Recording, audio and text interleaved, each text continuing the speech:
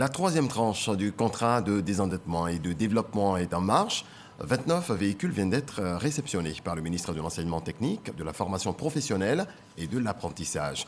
L'Agence française de développement veut accompagner le ministre dans l'attente de ses objectifs. Explication de Godefroy Okamoa. Sous le regard de la coordinatrice du secrétariat technique du contrat de désendettement et de développement CEDD, le directeur de l'AFD, l'Agence française de développement, acte la remise de 29 véhicules au ministre de l'Enseignement technique, de la formation professionnelle et de l'apprentissage.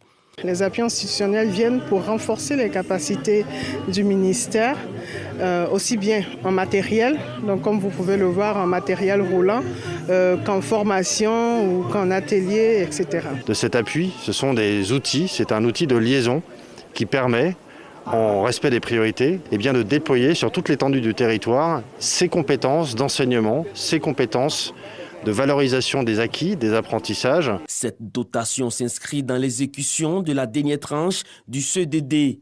Le ministre Nguessan Kofi s'est félicité de l'engagement de l'AFD à soutenir les efforts du gouvernement. En demandant ces équipements, c'est pour aussi donner les moyens à nos collaborateurs. Nous avons deux axes principaux.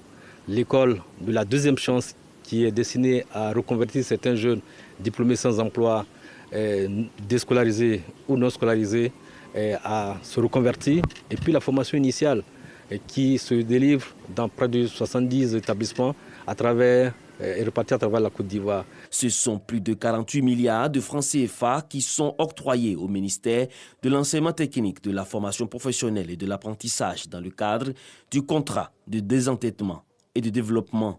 Ces appuis constituent une aubaine dans l'accélération de la politique de revalorisation de la formation technique et professionnelle en Côte d'Ivoire.